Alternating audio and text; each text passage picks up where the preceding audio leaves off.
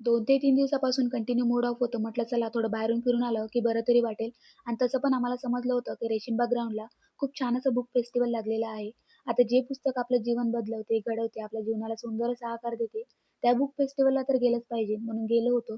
आता गेल्या-गेल्या मस्त एंट्री मारल्याच्यानंतर इतकं छान असं तिथे प्रदर्शन होतं, की खरंच खूप बघण्यासुंदर असा नजारा होता आणि गेल्याच्या नंतर म्हणजे प्रत्येक छोट्या मुलांसाठी, लेडीजसाठी स्पेशल काही असे कॉर्नर लागलेले होते आणि जे की म्हणजे कधी विचार सुद्धा नाही करू शकत असे छान-छान तिथे बुक्स वगैरे होतं. आता पिलूला हे सगळं बुक बघून ना तिला असं वाटत होतं, की कोणतं घ्यावं कोणतं नाही.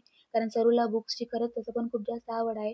आता विराजला तर म्हणजे छान-छान असं काही दिसलेलं होतं त्याच्या म्हणजे त्याच्या रिलेटेड सायन्ससाठी खूप छान-छान असे प्रोजेक्टचे वगैरे बुक होते आणि पिलूसाठी बघितले तर म्हणजे पासून तर जे कधी विचार नव्हता केला तसे पण बुक्स होते.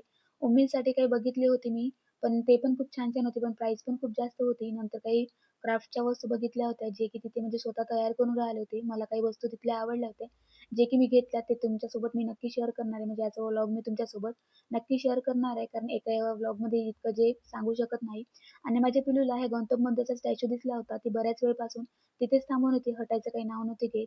नंतर तिचे काही तिथे फोटो, व्हिडिओज वगैरे क्लिक केले आणि संध्याकाळी खूप छान असं म्हणजे दिसून राहिलेलं होतं. नजारा खरंच खूप छान सुंदर होता. तिथून यायचं तर अजिबात मन नव्हतं. पण आम्हाला थोडं बाहेर जायचं होतं आणि विराजचा म्हणजे अभ्यास पण व्हायचा होता.